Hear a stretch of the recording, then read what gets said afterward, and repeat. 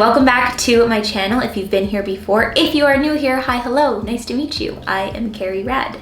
Today's video is going to be about wedding planning. We're going to be talking about the truth about planning a wedding. I have been in the wedding planning journey in about a week. It's going to be 4 months until our wedding. I'm getting excited as we get closer, but there are a lot of emotions that you feel along the way of wedding planning. It can be quite a roller coaster. And so I'm excited to share with you guys the honest story of our engagement, exactly how it's been since then, and kind of how I've felt along the way. We're gonna also talk about tangible advice and tips for you guys, because I've definitely learned some things along the way, because we essentially had a year to plan the wedding. So I've learned a lot, and I'm excited to chat with you guys about all of the details. The more I share about wedding planning, the more I realize that there are a lot of you that are in the process. You're either newly engaged, or you're planning a wedding, or you're getting married next month. So that's pretty cool. So if I can share this to help out you guys at all, I'm happy to do so. I'm also wearing this blanket on the bottom half of my body right now because I'm so cold. Our house is so cold right now because I had to turn off the heater because it's so loud. So I don't want you guys to hear the heater the whole time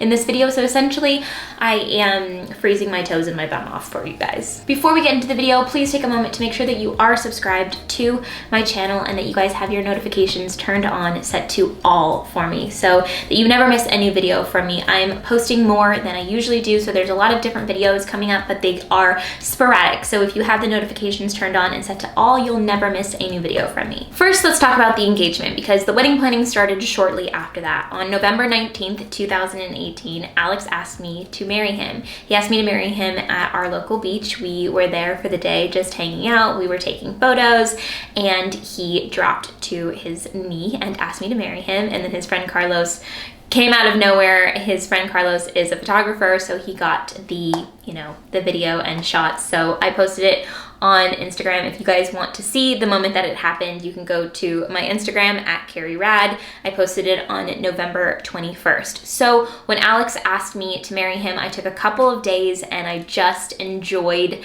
not telling anybody. I just told my really close friends and my family that we were engaged, and I just kind of celebrated with family. He asked me to marry him right before Thanksgiving. So after he asked me to marry him, we went home and both of our families came together, and it was sort of like an engagement party and Thanksgiving all at once, because we were able to celebrate the engagement with both families like right after. So I loved that he did it, just him and I, right before Thanksgiving, because it was like privately he asked me, and then we were able to turn right around and celebrate with family the next day. I'm gonna be totally honest. I did not grow up dreaming about my wedding day. It's never been something that I knew I had to do.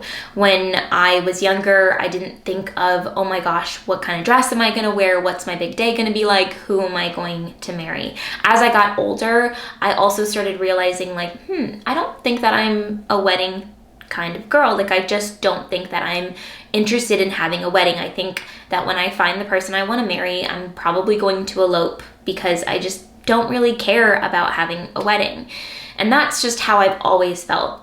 After Alex and I got engaged, I still felt very similar to that. Like when Alex and I would talk about how we would get married, we talked about eloping somewhere random. We love to travel, so we were just throwing out ideas and just thinking of different ways that we could do it with some friends and family that were close. We didn't want to make it a big thing. As time went on, after we got engaged, it was easier for me to envision a wedding, which actually surprised myself. I was surprised that I started leaning towards thinking about the option of having a wedding, because that wasn't something that existed in me before. But again, something shifted. I started thinking about celebrating our love. I started thinking about our friends and family, and I started talking to family and friends more about it, and I started realizing that people wanted to be a part of our day. And honestly, the more that I talked to Alex about it made me want to do it more, because he was interested in having a wedding and he thought it would be fun and beautiful.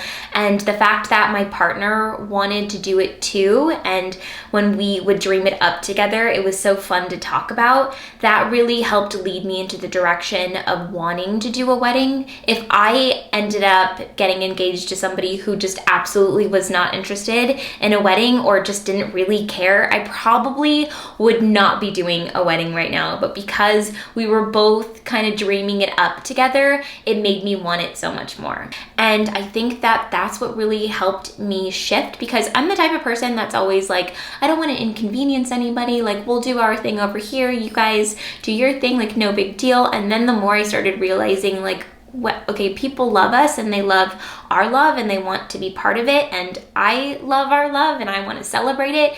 And it just started to unfold that way. Now, we hadn't decided to have a wedding until we found a venue. And that's gonna be my first tip for you guys, is if you are set on planning a wedding and you know you want to plan a wedding, the very first thing that I recommend you do is to pick your venue, because it's hard to pick a date and it's hard to imagine anything else if you don't have a venue in mind.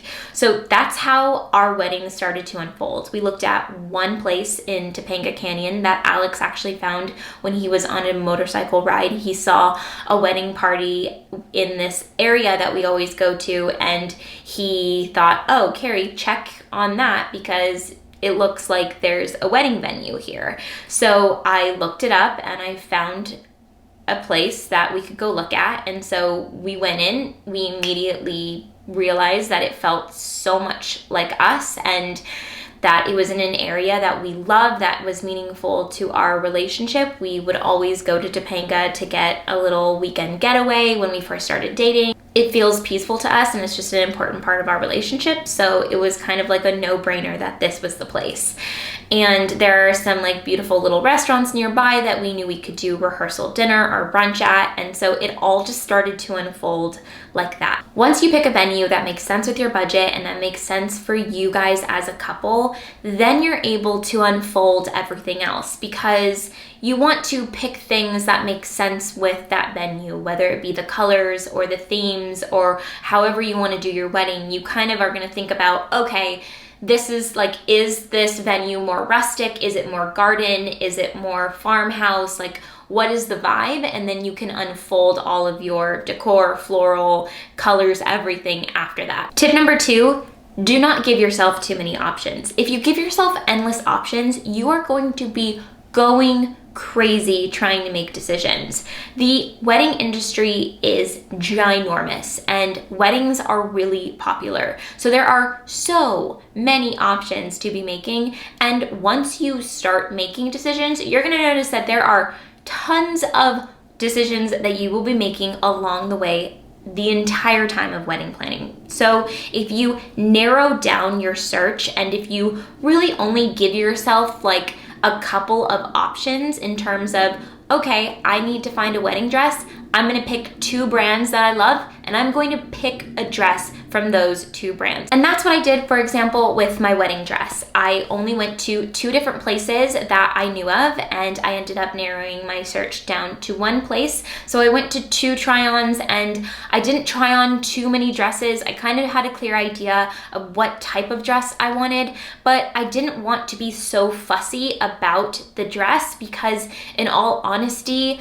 there are so many beautiful dresses and you just want to feel good in it, but it doesn't have to be like the biggest decision of your life. And I've made a conscious decision to keep this mindset throughout the whole entire wedding planning process, because I understand that some people feel like they want to know all their options out there, but that is not the way I like it. For me, I'm like, I want to narrow down the search and I don't want to have all of the options. I want to find a couple things that I like and pick within there. My next piece of advice is to give yourself time. I know that there are people out there who like to throw a wedding together within 5 months, which I understand, and if that's the way you want to do it, to each their own. Everybody should do their wedding planning process the way they want to, but I feel like having as much time as we've had has been helpful in many different ways. Obviously, we have more time to plan, so it doesn't feel like it's crunch time and we're constantly stressed about it. And also, I've noticed that throughout the wedding planning process, I've changed emotionally throughout it. I've liked having time because I've realized that 1 month I might feel like, wow, this is too overwhelming, but then the next month I jump back into, this is so exciting and I cannot wait. So it's an ebb and flow of feelings, and I've come to realize that that's okay and that that's going to happen and that it's natural. And so having that time to navigate that has allowed me to have time to reflect on the feelings that I'm feeling, and has allowed me to kind of get myself into the mindset of being present through the wedding planning process. When it comes to the creative part of the wedding planning process, which is my absolute favorite part, I love thinking about like the flowers and the colors and how everything will come together. That's why I do what I do for a living. I love creating things from like scratch, from nothing, and seeing them visually. And so that is my favorite part of the wedding planning process. And what I would recommend for that is to come up with a mood board, like an inspiration board. I used my Pages app on my MacBook and I just started putting photos together. I love going on Pinterest or Instagram has been a huge help in my inspo, and also a huge help in me finding different vendors that I want to go with. I've found probably 3 or 4 of my vendors just from Instagram because I use the saved feature on there and I just save ideas. I have like a wedding saved like album on my Instagram, and then I take all of those inspiration photos together and I put them all on a document together. I probably have about 3 different ones that I've created, just like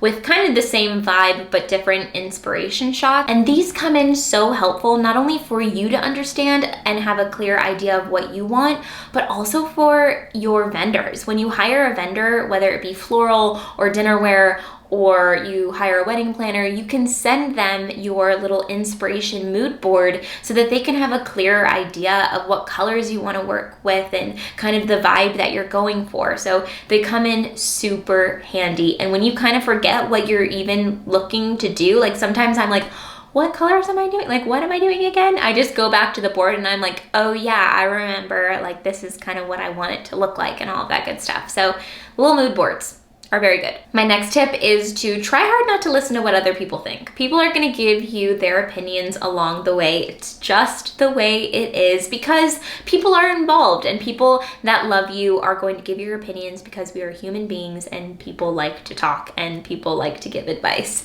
And so just remember that people will do that. And instead of getting upset about people's opinions, just let it go in and out. It's like meditation. When a thought comes in, you let it in and then you let it go. That's why meditation is so helpful in dealing with like communication and dealing with human beings, because that's what meditation teaches us. And so think of it like meditation. Just take in what they're saying and let it go, because at the end of the day, weddings can be traditional, they can be untraditional, they can be whatever you want it to be. It doesn't have to be cookie cutter. Nothing has to be the way that other people do it. It can be anything you want it to be. And don't be afraid to steer away from the traditional route. Like, we're doing some things traditionally and we're doing some things that are not traditional at all. And we're definitely doing a couple things that some people might think are weird, and that's okay because it's us and we feel comfortable with them and we're excited to make it different, because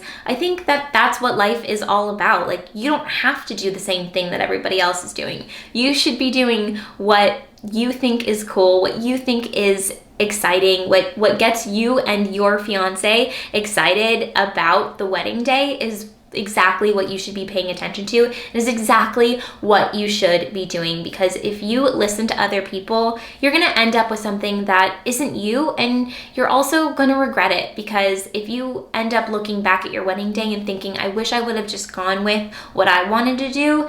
You know, I hear that a lot of the time when people talk about their wedding day. And so I think that before, if you think about just saying, okay, I hear you, taking in people's advice, but just at the end of the day, do what you want to do so that you end up being happy on your day.